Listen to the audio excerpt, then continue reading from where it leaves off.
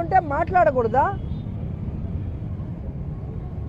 So ప్రజల్ని కోర్టుల్ని తప్పుదారి పట్టిస్తున్న ఈ ప్రభుత్వానికి పోలీసులకి హెచ్చరిస్తున్నాం. పెద్ద పెద్ద నియంతలే కాలగర్భంలో కలిసిపోయారు. మీరెంత ఇప్పటికైనా న్యాయబద్ధంగా ముందుకు వెళ్ళండి.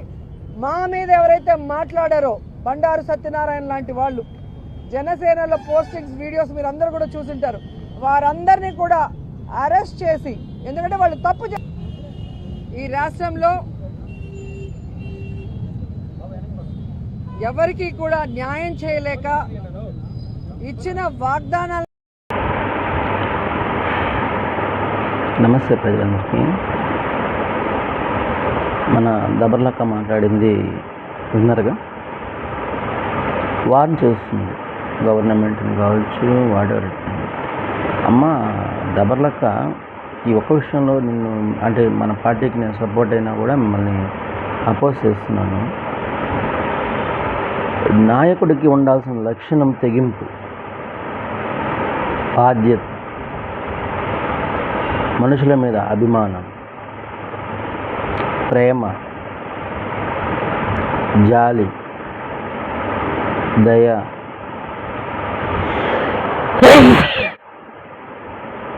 వీటిలో ఏదైనా ఒకటి ఉందా? మన అన్నకు కానీ మన పార్టీ కార్యకర్తలకు కానీ ఒకటి ఉందా? పోనీ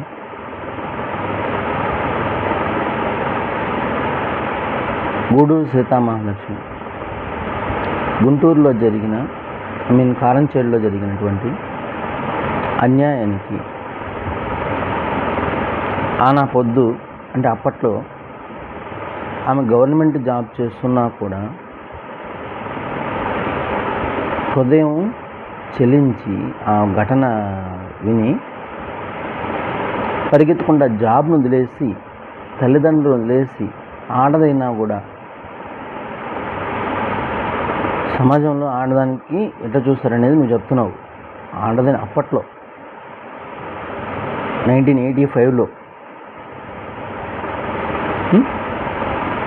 పరిగెత్తుకుంటూ వెళ్ళిందే, అది నాయకత్వ లక్షణాలు. క్యాస్ట్ కాదు చూడాల్సింది మనం ఇక్కడ. ఇప్పుడు అదే క్యాస్ట్లో ఉండే వాళ్ళు ఉన్నారు, కానీ ఆ నాయకత్వ లక్షణాలు లేవు.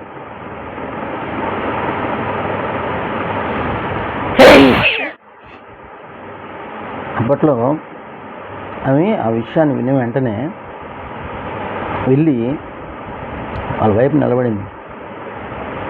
ఏం ఆశించి వెళ్ళింది? మీరు ఇప్పుడు రాజకీయం అంటేనే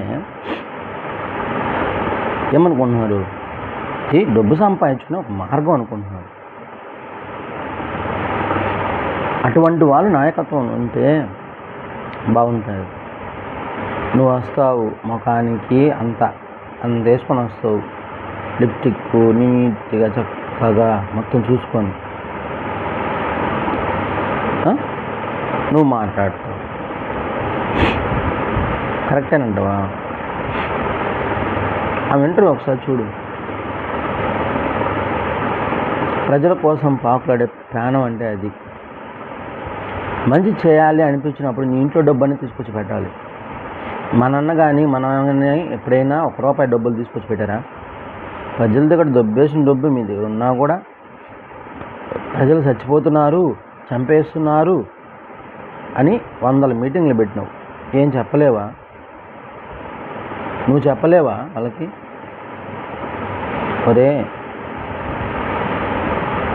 అమ్మాయి అంటే ఒక ప్రకృతిరా.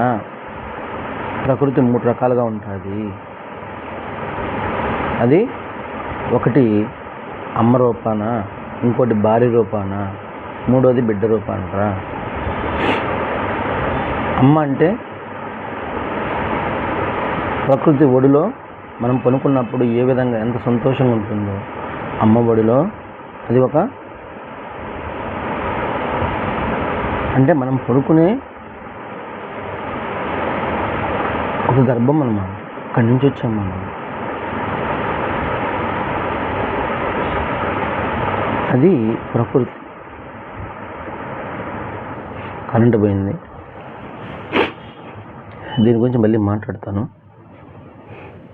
కానీ రోజక్క మారాల, చాలా మారాలి. తప్పు. నువ్వేమి కొన్ని కోట్ల సంవత్సరాలు ఏం బతుకవు, గుర్తుపెట్టుకో. చాలా మారాలి. మన అన్నను కూడా మార్చుకోవాలి. అప్పుడు పార్టీ నిలబెట్టుకోవాలి.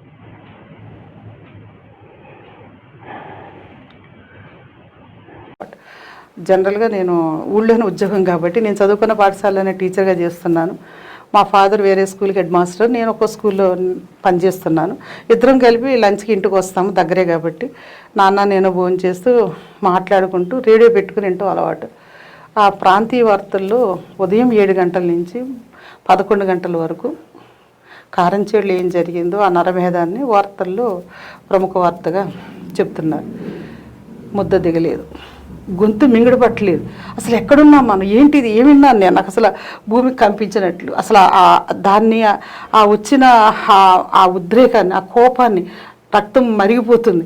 అసలు ఏం చేయాలి, అసలు ఒక రకమైన నిస్తేజం, ఒక రకమైన ఉద్వేగం, బాధ, దుఃఖం, ఆక్రోశం, ఆవేదన, అసలు అన్నీ ఒకేసారి నా మనసు నిండా ముప్పురుగా ఉన్నాయి. ఇంకా తినే అన్నం అక్కడ వదిలిపెట్టి ఏం చేస్తున్నా నాకు తెలియకుండా నా హ్యాండ్ బ్యాగ్ తగిలించుకుని బయటకు వచ్చి అమ్మకి ఏం చెప్పలేదు. అమ్మ తల్లడిల్లిపోద్ది కాబట్టి.